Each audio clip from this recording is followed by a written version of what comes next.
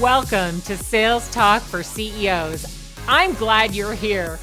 I'll be interviewing CEOs who have successfully scaled their B2B sales organization. In each episode, I'll start by uncovering the sales background of each CEO, dig into the strategies they use to build their sales organization, and wrap it up with what the future holds. We'll cover the good, the bad, and the ugly of scaling a sales organization. I'm your host, Alice Heiman. Welcome to Sales Talk for CEOs. Today, I have a guest all the way from Sydney, Australia, Maria Nordstrom, and she is the CEO of Basketball New South Wales. Yes, you heard it right. She's the CEO of Basketball. And I cannot wait to talk to her about all the amazing things she's done, especially during COVID when we couldn't have a live audience. So welcome, Maria. Thank you very much, Alice. I'm delighted to be on the podcast today. Thank you for having me. Yes, now you have been with Basketball New South Wales for 5 years. But it's correct. An 85-year-old organization. 85 years, that's older than the NBA. Yes, that is so true. And I think one thing in learning and working in sport is that sport is always bigger than yourself. So the age of the organization is 85 years, but it will continue running for another 85 years. That is traditionally very different thinking to a traditional business, which has its different phases and cycles and obviously reaches a certain point of maturity, but may not run for that amount of time. So sport, I think, outlives a number of CEOs in its lifetime because they will continue to survive and thrive. Yeah.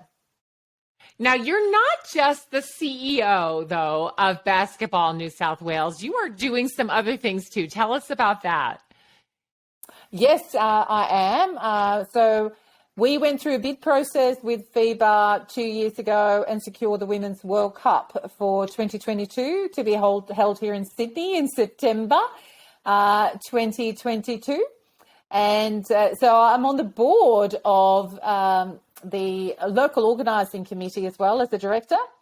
And I also head up as that director the legacy advisory group to really provide benefit back to our customers in Australia from the event as well. So, yeah, which is very exciting. And I also sit on the independent school board as well as a part of it as well, which has a very strong focus on sport as a delivery. Yeah. Very good. Very good. So you are very busy. Now, I want to rewind way back to where you started your career and what got you here to being the CEO of Basketball. Sure. Yes, it's been an interesting journey. And one thing I think as a CEO where I am today, if I picked up and I wrote down a piece of advice to myself is that if I'm looking at the journey and specializing in a particular area is helpful as you move through. And not a lot of CEOs have a sales and marketing background. My background is diverse in strategy as well, so it certainly helps. But I think as I grew up in Australia, having moved here from Sweden back in the late 80s, early 90s, and I would suggest that my focus was really in sales originally, and I spent 18 years with Xerox, or Fuji Xerox as it's called in this region, and now it's actually called Fujifilm altogether, so it's changed its name. But I spent 18 years at Xerox in various sales roles, sales leadership roles, and sales director role. And I guess the reason for my success within that business was really focusing on building strong cultures within teams, also having a very strong focus on building accountability from the bottom up in the organization, not the top down, and certainly focusing on building the capacity and the capability of the people within those teams to deliver the outcomes for the organization. Those roles traditionally that I held over that time was 2 to 5 years.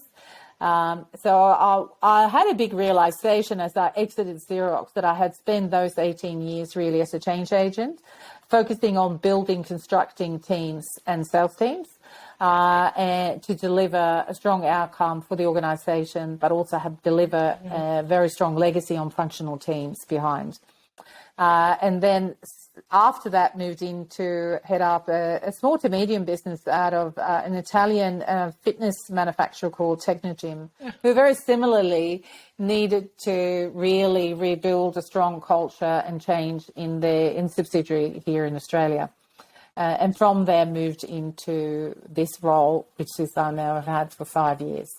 So my background is traditionally in change. So it's change and building strong, effective teams. Yeah. So did Basketball New South Wales find you? I mean, how is it that you moved from Xerox, copier machinery, into then exercise, equipment and fitness, right? Some people say traditionally that roles that you build a sector experience or an industry experience, and that industry experience has a lot of value. And I do agree with that because the industry experience carries a lot of weight. But in the top jobs around, COO, there are specialized knowledge, CEO roles and managing director roles. You can transcend any sector because the basic skill sets to actually create effective organizations and building strategy and then subsequently create revenue and sales out of those opportunities transcends any industry. So I was very deliberate leaving Xerox, having worked in technology organizations before that, and that 18 years with Xerox was to consider where my skill set can be transferable to, and also then for me to learn something new as I was going on that journey. So one finding is that those skill sets are transferable to anywhere. People may be reluctant to hire people that don't have industry experience, but industry experience you can learn, but you can learn industry experience. And I think if you have the high level skill sets, that makes a big difference, I think, to an organization as well. So did you go looking for them, or were they looking and found you? So I think what I was looking for at the time was actually more director positions. So I had kind of gone to being a managing director, and I wanted to expand my director's portfolio to actually be more on boards and advisory boards. And so I was actually looking for an opportunity to be on the basketball's board.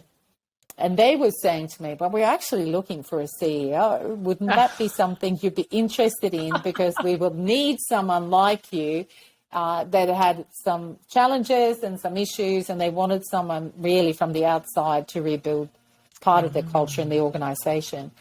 So partly found me, and because I was looking for something different. Isn't that interesting? And you find something like an opportunity. So, and overall, I think the board was really looking for that change agent, but they weren't really sure exactly what they wanted or needed. Right. But they were looking for it, Right. But Maria, have you ever actually even played basketball? Well, the benefit and actually having played it, I did play. I actually played at the highest level in Sweden before I moved to Australia. So I did play for the Swedish national team, and I did go to college and play basketball in the US. So one thing I had on my side was the benefit of actually knowing the sport, even though I've never been a sports administrator. But a sports administrator at the highest level is no different to a CEO or a managing director, really setting the pace, the strategy, and the organizational culture and structure. And so it's no different. But it does help if you understand the sport. And understand the fans, right? Because that's an important part of it too. Yeah, understanding the fans, because the engagement of fans, the engagement of government, the engagement of, commercial partners and philanthropic partners, you need to be authentic. In anything in sales, authenticity is key.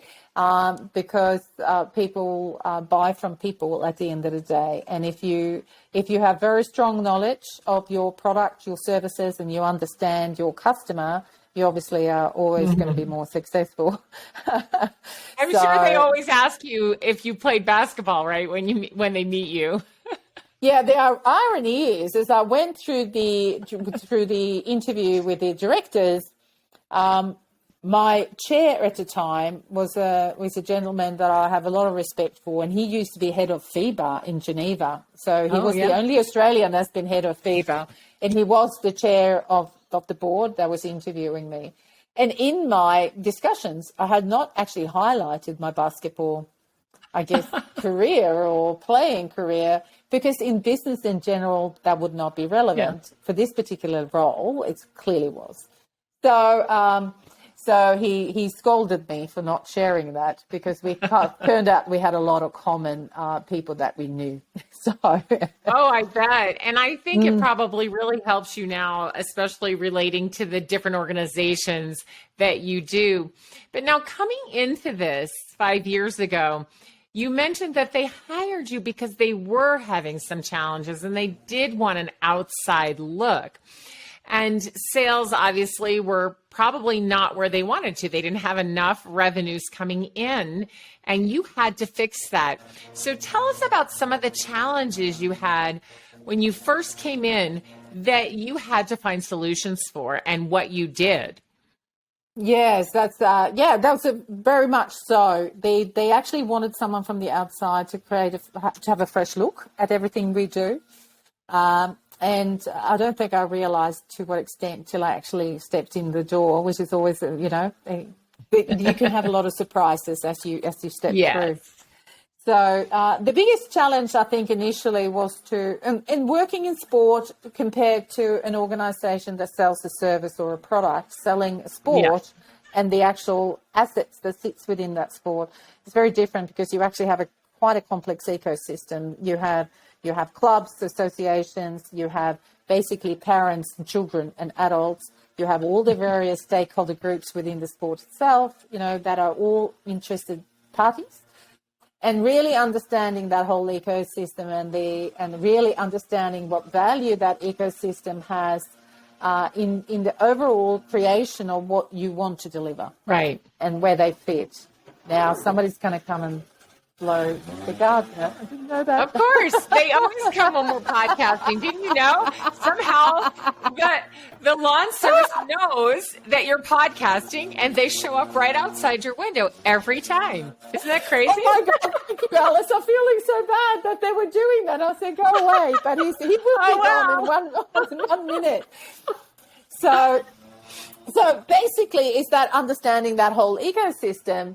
And that for me was really, really taking a lot of time to listen to what they had challenges with. And that was external partners, including government, including any partners that were in existence at the time.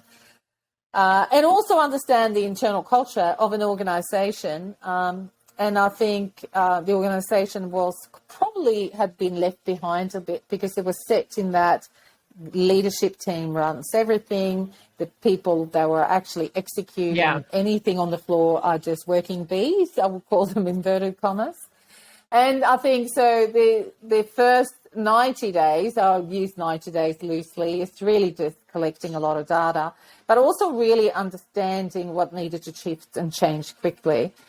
And the first strategic plan, because they needed to be put in place pretty quickly, so that everybody had a focus and what we wanted to and needed to achieve. That was for all the stakeholders, to ensure that they understood where we were heading and what we were setting out to do. And so the first that first 3-4 months was really stakeholder engagement, really understanding that there was a big divide in regards to the engagement piece. And engagement, I think, is authenticity, engagement, and connectivity are the three key words that I think in building organisations are very key. And in this regard, that was all missing.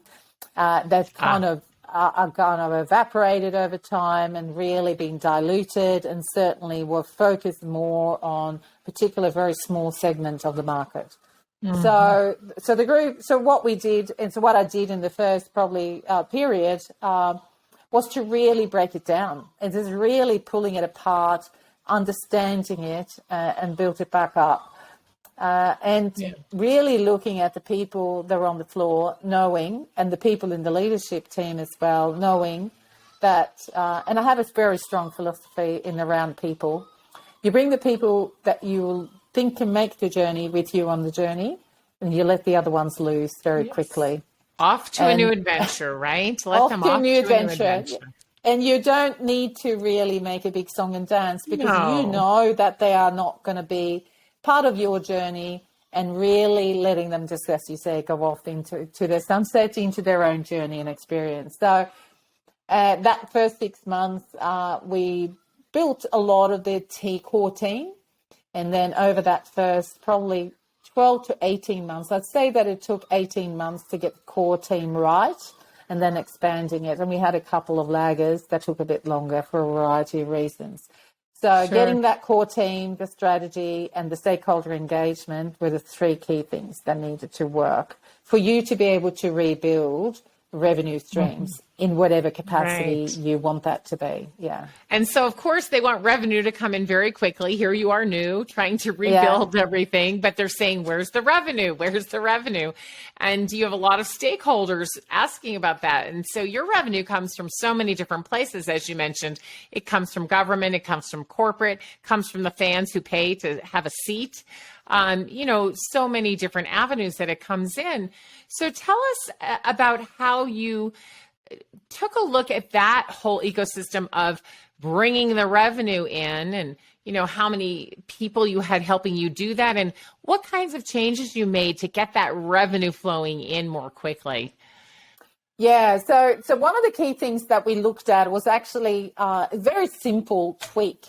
And that is really looking at the accountability of the activities that you do, to really look at what that budget and revenue lines look like, and the ones that you can turn around really quickly. So the quick wins, if you like, and each team starting to build those revenue streams. So understanding the overarching strategy makes it easier for the teams to really focus on building the quick wins, and also then looking at the longer term strategy to create more opportunities.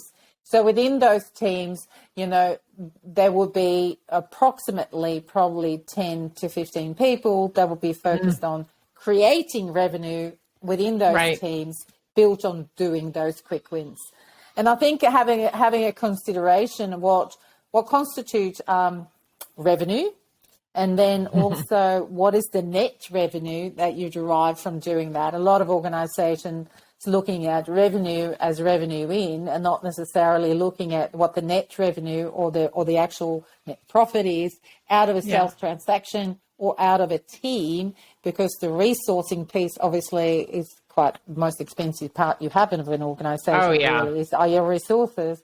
So once you take all of that into account, looking at all your costs and expenses to look at net income. And I think translating that into something that people are also accountable for at every level of the organization has been a big journey, but understanding that makes people also more considerate as to how they spend money, and also how they bring in money, because money's got to be bringing the net result. And if it's just revenue for the sake of creating revenue, then that may not be the revenue that we need and want. So obviously in a sporting organization, it's different to selling goods and services. I do understand that, and I have been on that journey. It's the same formula though. If you're not really focused on what the net result is, it doesn't matter how much revenue you bring in. So focusing on volume is not always the key. Volume isn't always best. Exactly. Yeah. So you had a lot of work to do then to get the whole organization to see how each and every department impacted revenue in some way. And I think that's something that all CEOs are dealing with today. Many organizations are living in silos. They still have operations. Their manufacturing may be separate, their finance may be separate, their marketing and sales are separate, customer success is separate. But that's not working anymore, because customers want to engage with us and have a seamless experience. They don't really care who's in what department. They care about whether they get served and have an exceptional experience, right? In a good way. And so we have to break down those silos. It sounds like you really did some work there to help everyone understand what their role is in revenue. What were some of the things that you did to help people stop the finger pointing? Oh, no, that's sales. They should be doing that, not me, you know? How did you move them from that old way of thinking to really being focused more on the revenue as a team and providing a great experience to all the different stakeholders who are providing that revenue? Yeah, so very good question. And I might actually take it back to when I was at Xerox, because Xerox was a big machine. And the biggest challenge we had was between the service engineers and the analysts and the sales, pre-sales team, the post-sales team, to collaborate and work together for the betterment of the customer. And it was always, you know, we don't have that in our budget, therefore we can't fix the problem. It is your problem. And I think the biggest challenge I had as a sales director, because this is overseeing the whole of the organization, was to break down those silos to really a very, very simple formula. You may have your functional area delivering this, but we have a collective piece that is coming together that sits in the center of everything we do.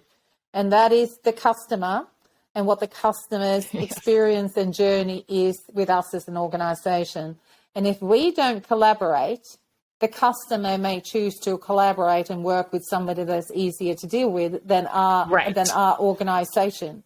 So simplifying that for all the people in strategically working more of a system that actually put the customer in the center, and the focus was always what was the best outcome for the customer, and that everybody in that value chain had responsibility for the customer. It didn't matter if you were a service engineer or the analyst or the pre-sales team. You were all responsible. We were all responsible for that customer having the experience. So if that came in through either of any of those functions, we all had to deal with the issue and internally remove the barriers of budgets and constraints to actually resolve problems, and also then create in return for that more revenue, because they are all they are all interconnected. So the biggest piece was actually bringing that cultural change, which means that we were not seen as silos. We were seen as a collective group of people that worked for the betterment of the customer to collectively generate more revenue. And that meant that if you had a bad experience in any of those, on the customer journey, that would impact everybody at the end of the day. That was a big change journey for the organisation in Australia, and certainly working alongside each layer of the organisation through that whole methodology was interesting. So from a leadership perspective, that's how I implement change. And so working with an organisation to really dissect what the core is. If the core is delivering value to a customer, how do we maximise that opportunity by everybody understanding what role everybody else has in that journey? And then also so you need to be able to walk in everybody's shoes in the whole organisation to truly understand that, so you can have a dialogue without overstepping and hand it over, or work with a customer to resolve issues, and then you generate more opportunities and extension of that. So that's how we work across sport as well. We deal with a lot of challenges and issues. We deal with a lot of emotional people and parents and fans along the way. But I think that the key message is that we're building a structure around the organisation that actually lowers the barriers. I didn't say that they're removed completely, but it certainly lowers the barriers, with the aim to make sure that everybody can actually resolve issues, resolve challenges, create revenue opportunities within that. I I think that is just so beautiful because you've gotten people to recognize that it's not about me, it's not about my department, it's not about this organization because this organization doesn't exist without the customer. And so we have to deliver the value to the customer. So now when I change my perspective from, looking at me and my department and looking internally, and I try to look from the inside, from the outside in, what does the customer see? How are they receiving value? It becomes easier for everybody to get on board instead of, staying in their silos. And you have just done a tremendous job with that. And I'll tell you, CEOs everywhere are struggling with that. It's leadership, though. You have to put your foot down. And you mentioned accountability, and I'm going to come back to that. Because when you're trying to change a culture, and especially when you're trying to talk about value and the customer receiving that value, everyone has to be held accountable for that now. Absolutely. I mean, there used to be in an organization that the leadership team and the CEO or managing director had all accountability, but you need to have accountability through the whole organization. Yes. You can't build a culture without accountability all the way down to every level of the organization. And I don't like the word up and down too much, but every role is actually critical to deliver what you want to deliver as an organization. If your office isn't clean, you are not going to have a good possible customer experience with people coming into your boardroom. As it have the same value as the sales director or the CEO or the managing director doing that pitch at that day. Not necessarily, but they're also equally important because you won't be able to have that without one or the other. So are they interchangeable? Yes, in a lot of ways, yes. But I think it's important to recognize that people have a role to play, and those roles within the organization should be considered equally important if you're delivering, when you're delivering to a customer. Yeah. So speaking of roles, you've made these changes and you've got these departments working together. Everybody's providing the value that's needed. What is your role now as the CEO? Now that, you're 5 years in, you've got this organization humming along, but you still have a role in sales. And I know you take that very seriously. So tell me what your role is at this point. Yeah, so interesting you say that. So in my previous lives, I've actually done this first cycle. And then I kind of exit to do my new opportunity to work on something new. So my career has always been focused on that, 3, 4, 5 year cycle. So generally, once you've gone through a cycle of rebuild, the actual CEO or managing director has the strongest leadership position that they can be in once they build a strong team around them, because you can focus on revenue generation. You can actually focus on opportunity, revenue generation, and actually really expanding the strategy that you kind of would like your organization to evolve to or work towards. So my role at the moment is really focusing on the next iteration of strategy, revenue generation, and broadening the scope of revenue generation, and then having the team executing that. So working with them together, but also really working on the high level revenue generation within, certainly within government, and certainly the philanthropic space is certainly the biggest portion of that. And I think as the spearhead of an organisation, you're kind of the pivot, and it stops and starts with you. You have to lead the way. You have to drive that thinking. And you have to drive that cultural thinking that people within your organisation can equally create new opportunities and bring new revenue opportunities, and listen to them when they have ideas, and that you as the leader need to drive the culture and thinking around that, because if you don't, people are going to think that it's only one group that's responsible for generating revenue. Right. And you're the face internally and externally. You're driving that vision that you all plan together. And that means that you do have to interface with some of the executives at some of the corporations, some of the government personnel that want to meet you personally, and some of the other important stakeholders, right? Correct. Yeah. Yeah, absolutely. So you have to have the conversation. We got a minister for sport meeting tomorrow, for instance. That is the spearhead of the organization. So you, as the managing director or the CEO, need to run those meetings. That is about building more facilities around the state of here to build new indoor facilities, driving that strategy. That in exchange will create more revenue opportunities. So, it's sometimes you need to look at the strategy and the revenue generation as a direct impact or an indirect impact, depending on what you're building. So when you have selling services and products, it's a direct impact because you've got a direct, impact on the sales, the return on that. When you're selling services, that may be expanded over a longer period of time, but it's an exchange.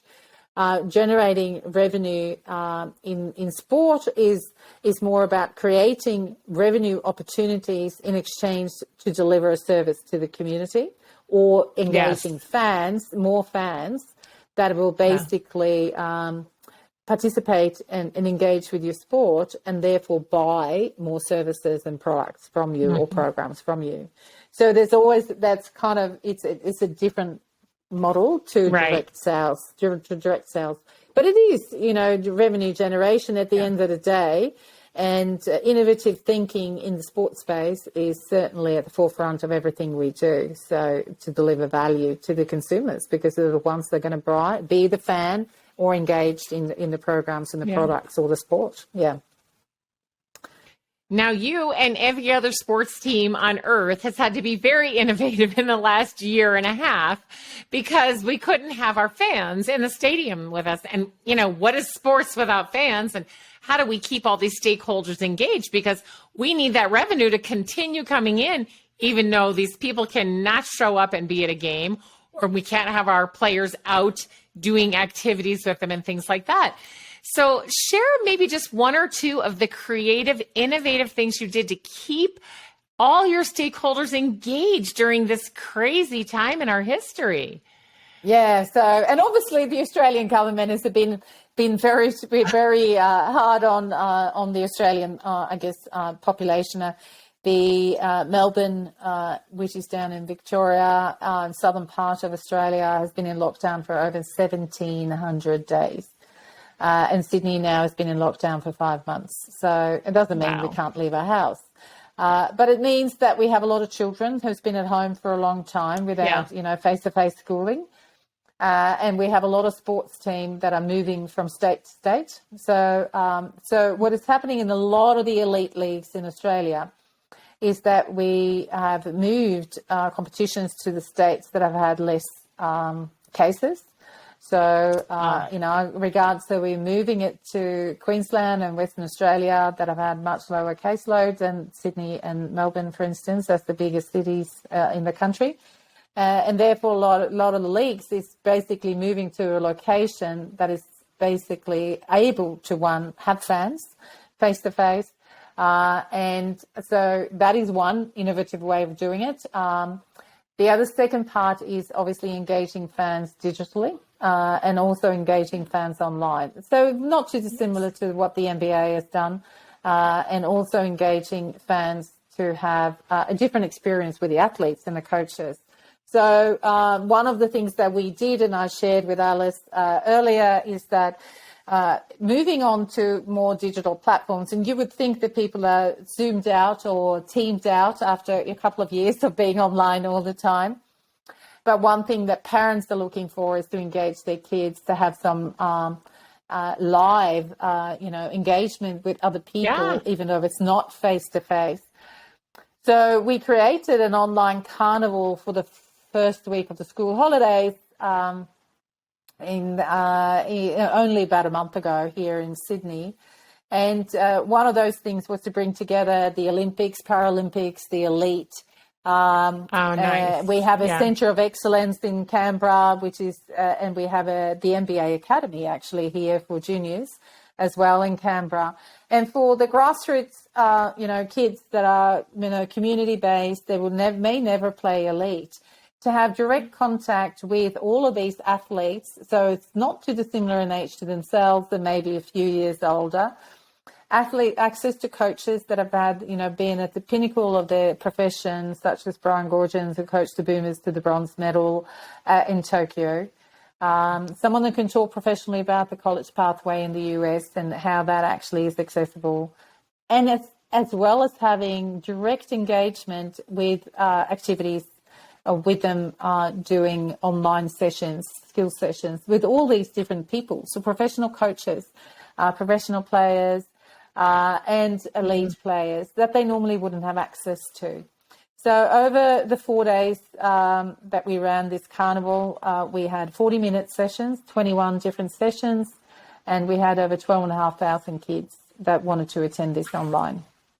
So which is absolutely 12,500. Wow. Just amazing. And that just goes to show, I think, one thing, how desperate parents are to get kids out. But I also think the fact that, and one thing that we spoke about earlier, Alice, is that we can connect the fans directly with the athletes, directly with the coaches, directly with people that can provide a different insight to where they're at. And also having that direct connection, they can ask questions of Lauren Jackson, who basically, they would normally just maybe see in a basketball stadium and maybe never been able to talk to. So to be able to have the direct connection, and I think that in itself creates more opportunity. So it's connecting people from grassroots all the way up to elite in a different way that we've ever been able to do before. And that innovative thinking and people putting themselves and making themselves available, I think has been the beauty of what this pandemic has brought about in a number of different areas. And I think that actually has connected a lot of our athletes and coaches in a different way with grassroots and community to help kids. One of the most popular sessions, there were two really, there were a lot of the elite sessions were popular we've got Sydney Kings, we had, the Illawarra Hawks and Sydney Uni Flames, plus some of the elite coaches doing sessions with the kids. It was actually about mental health. So we had one of our sports chaplains with one of the elite athletes who actually endured a lot of injuries during her tenure as an elite player. Talk about, how do you overcome adversity, and the fact that you have to be, adversity. And basically at the moment, that resilience is one of the key aspects of where everybody's at. And how do you tackle when you have negative thoughts and overcome that adversity? So I think that those were the most popular sessions. And I think as a leader, to actually drive a lot of those conversations across an organization and provide opportunities to broaden, I think, the conversation in general, I think is important. So for us, this was a really big shift. We've done a lot of online activities, obviously, over the last 2 years. We all live on Zoom and Teams. But I think the biggest thing in this and the lesson in this was diversifying the content. So one thing I would suggest in any organization, think outside the box and diversify the content and think what the audience may want to engage with. And that also, I think, helps to potentially generate more revenue streams. And you obviously can monetize this as well. But I think the indirect opportunity, when people see that you create opportunities for this, like this for children, both all abilities as well, because we had obviously wheelchair kids and kids that participate in Paralympics as a part of the discussion. People are looking for ways to engage. So when you're looking at people from a philanthropic or revenue generation, they are looking for these type of engagements because that's what they look at from a value perspective when they want to connect with organizations. So. Well, once again, back to value, and you provided tremendous value in a very difficult time by thinking not just about the game, but things that revolve around the game and the people who want to know the players and the people who want to know the coaches and all the opportunities. And I really applaud you for bringing in the mental health as well, because it's just been so important. And for kids and parents and all the stakeholders who are listening to the athletes and the coaches talk about mental health, I think that just probably was a remarkable event. It sounds like you've just done so many creative things in the short time that you've been there, around improving the culture and really bringing value to the customer. But then during this very difficult time, to keep everyone engaged so that the fans are still there when we get to play in the stadium again with them there. And, in the U.S., we're already doing that a little bit, but I know that's a bit of ways for you. Like you said, in some areas you can do it, but yeah, hopefully very soon, right? Yeah. So all the leagues down here are waiting, obviously, for a start. We're not as lucky, as you said, as the US. We're hoping for a start in December. And that's been pushed back from October. So that's 2 months later. Yes. So that will flow into next year. So, yeah. Well, Maria, thank you so much. My gosh, I've learned a lot from you, and I know that our listeners have too. And your story is really remarkable, how you came to be, leading basketball for New South Wales, and just thinking about your experience with Xerox and all the many different things you did there. And then, I also happened to play basketball in college and then in Sweden. And, that's just a happy coincidence for them, I think, because like you said, you hadn't even mentioned it to them, and they were choosing you anyway. So pretty fortunate, I think. Yeah, absolutely. And it's interesting how you go about things sometimes, in the sense that I thought my overarching experience as an executive would far outweigh anything else in the conversation. Yes, and that's what they'd be interested in. But sometimes the ancillary experience actually does have a weight. And I do have to say, people, when you say you transcend sectors and industries, you can build industry knowledge. I would suggest that my knowledge about the sport of basketball and understanding how it's structured was helpful. I could have learned that in a couple of years, but it certainly allowed me to have other conversations early on because I did understand it, even though I'm not a sports administrator. I would suggest that I am today, amongst other things, but certainly. And I think other thing as the CEO to actually, you have so many hats. You have to really drive, and your strength as a leader is only as good as your ability to have a strong team around you. Because you can't be everything. Absolutely. 100%. I think that is a great place to leave it for all of the CEOs out there who are listening, and all of those of you who support CEOs. You got to have a strong team around you, 100%, to make it all work. Thank you so much, Maria, for joining me today. I really appreciate it. I know our listeners appreciate it. And I will look forward to following along to find out how things are going down there with basketball. Thank you. All right. Thank you so much. Bye. Thanks for tuning in to Sales Talk for CEOs. You can find me at AliceHeiman.com. Be sure and connect with me on LinkedIn and let me know that you heard the show. If you found value in today's episode, please subscribe, write a review, and share the show with another CEO.